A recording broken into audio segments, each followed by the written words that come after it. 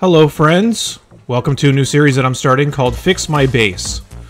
This series is going to be all about bases that you send me, and I will go through them and I will do my best to fix them up, get them up to a sustainable place in mid-game or late game or whenever we're going to be doing it.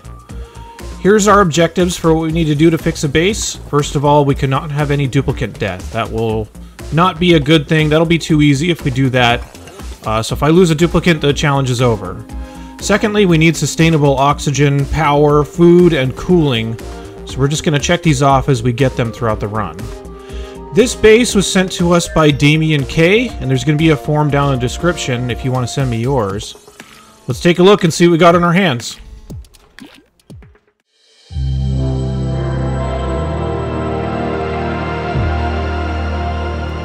Oh man, this base is a modern art masterpiece. Where do I even start?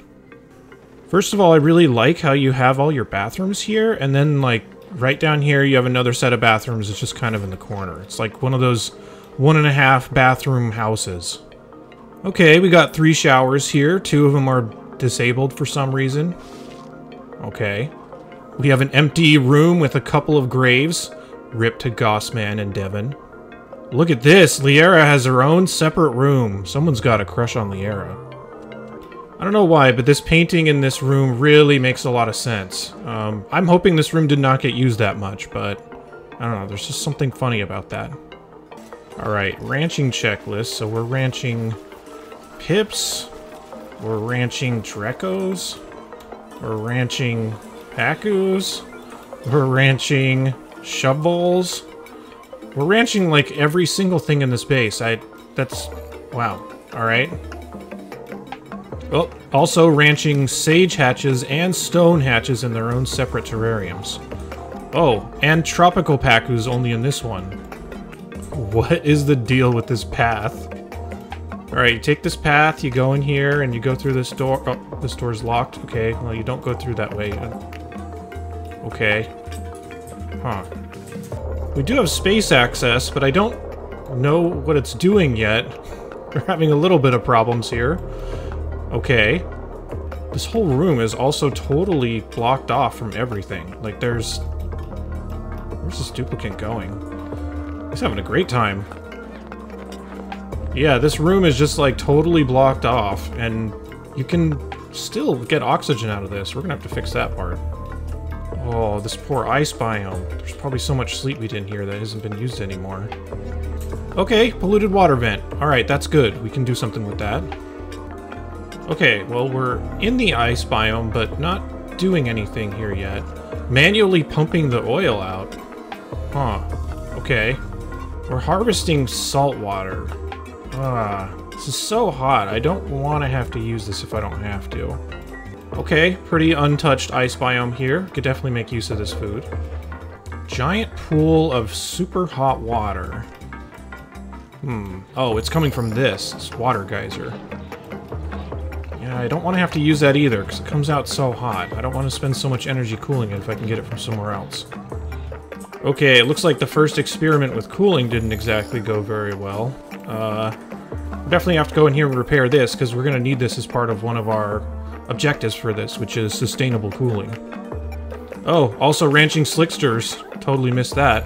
Is there any critter in here that we're not ranching? Are we also ranching, like, morbs or something? Okay, natural gas geyser that has not been taken yet. We're definitely taking that for this series of videos. Okay, what's this? Carbon dioxide geyser. Okay, I see why you have it set to 1. Alright, what's this? Another one. I'm gonna guess carbon dioxide geyser. Oh, carbon dioxide vent. Well, that also deserves a 1. Good call. Okay, pretty standard oxygen machine setup here. With a hilarious amount of batteries. We probably don't need this many, and it's probably producing more heat than it's worth. We'll deal with this at some point, too. What's this? Leaky oil fissure. And an emergency thimble reed. Yeah, probably not going to touch that in this one. What's this? Oh, messed it up. Natural gas geyser. Okay, that's really good. Gonna get some more power going. Gotta love our random soda room. Just one room with a painting and a statue and a soda fountain. That doesn't work. Okay. Okay, we have our own little set of batteries out here that's different than the main set of batteries. Let's see what this is connected to. It's connected on its own line after a transformer, which is connected to what? What is this connected to? Oh, a steam turbine and that? Okay. Okay. We're gonna need to do some work on these wires. Oh, backwards transformers. I didn't even know you could do that. I don't understand what this room does. Go down a ladder. There's a gas pump that's submerged in water. Some regolith that's falling out of here. I guess this is to feed the shovels? Okay. So it falls into here. It's gotta be pretty hot. I don't really want to deal with this if it's gonna be this hot. What's in here? Oh, you're just like stockpiling oxygen. Okay. It's really hot though. Huh. I mean, I guess if we get desperate, we could just cool this and keep up our oxygen production, but I'm not super worried about how much we're producing. Alrighty, I think I've seen enough. Let's move on to the next part where we're going to talk about our diagnosis as far as what we should probably want to focus on when fixing this base. Let's go for it.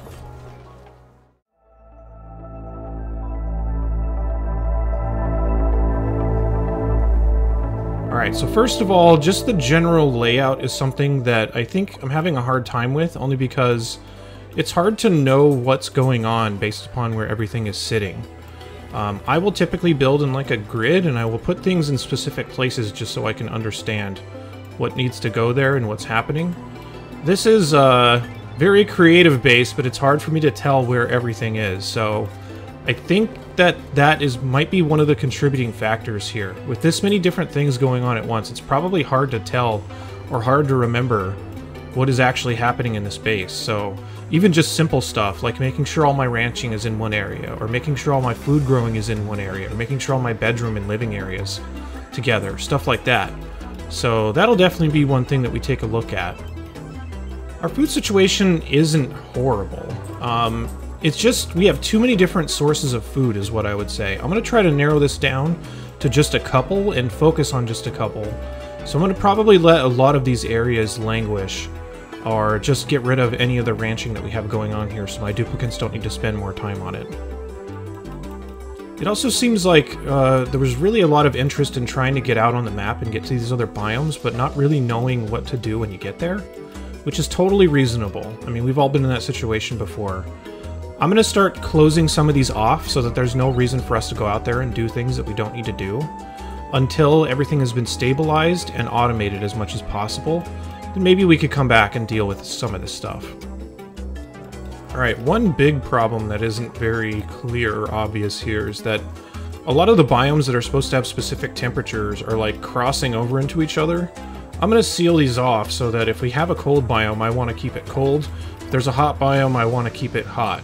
Let's try to minimize the amount of temperatures that we're mixing between biomes. The water situation's also really hard to wrap my head around. There's a bunch of natural water sitting around that we can at least still use, and you've captured a bunch of things. This is going to be really important, this polluted water vent. But there's a couple of other places where you had taken like a salt geyser and a water geyser, and those are both some things that are like, if I'm desperate to get it, then I will take it, but relying on it is not exactly something that I want to do until I have a lot of cooling going on. And from what I can tell, the only real cooling going on is right here, which is going to be pretty ineffective compared to how hard you will need to cool some things. And same thing with this, just this setup seems like it didn't work. It was probably pretty frustrating to get to that point, so we'll repair this and we'll get an actual, like, proper cooling setup going that can handle the type of volume that we're going to need. Yeah, like I alluded to, these weird paths that the duplicants have to take to get places, I'm just going to crack these open as much as I can and make it very easy to move around the base, because I can't imagine how much time duplicants are spending just running around and taking inefficient routes doing things. So general opening of the base is going to be one thing that I try to focus on. Yeah, and I do like stuff like this, I just don't particularly like it being out on the fringes of the map. So if I capture any geysers or anything like that, I'm going to try to funnel my resources to the middle of the base as much as possible. Just so I can use them there, and it'll be much easier to build and maintain without having to travel all this way. Yeah, in any areas like this that are just obscenely hot, I'm going to probably just section them off and leave it alone. You can see the door is already locked here, but the temperature exchange is still going to happen more than we would want. So even the warm areas like this, I don't want to put my food at risk, but I do want to open all this stuff up, but quarantine the stuff that's going to be a problem, like this really hot water. So I do think we'll have enough water to last off of that one polluted water vent. I'm going to probably stop using this water geyser and the saltwater geyser. Alright, let's recap. So what I think are the biggest issues is just not being able to move around very well. I think that takes a lot of time out of the duplicant's day. I'm also generally not a fan of walling off big parts of your bases unless you have to. I prefer a more modular design so duplicants can kind of work around it. So just the movement paths are going to be something that I open up quite a bit. But I'm going to try not to, like, destroy a lot of the guts of the base so that it's not as recognizable. But still, yeah, definitely don't want our duplicants to be moving around inefficiently. Secondly, we definitely need to get our food streamlined, is what I will say. I'll typically only want a couple of different types of food being created at the same time, because then if some parts of these are failing, it'll be hard for me to notice. But if my entire food setup is having some kind of problem, that'll be a lot easier to tell. So I'm going to consolidate down to just a couple food types and probably stop paying attention to some other ones. And finally, this cooling setup really needs to get up and going. That's going to be definitely the biggest problem that we have here, because we have a lot of elements that are very hot that are contributing to our base's heat, like the saltwater geyser, the cool steam vent, the water vent over here, or water geyser, whatever they're going to name the second word of that. And yeah, even the heat is causing us problems here. So I think cooling is definitely the first thing that we need to solve, which fortunately we should be able to put together pretty quickly. We just need to get some resources for it. So yeah, overall, I'm not too worried about this base. I can see why this needs fixing, though. I think this is one of those cases where there's just too many things going on at once, and it's hard to even tell where to go at one time. So let's try to consolidate it down in the following episodes. I'm going to try to keep these kind of short, quick, easy to watch, hopefully easy to follow. But I'm going to release all these things at the same time. So if you're watching this, that means that part 2 is already up. So feel free to go check it out, and I'll see you over there.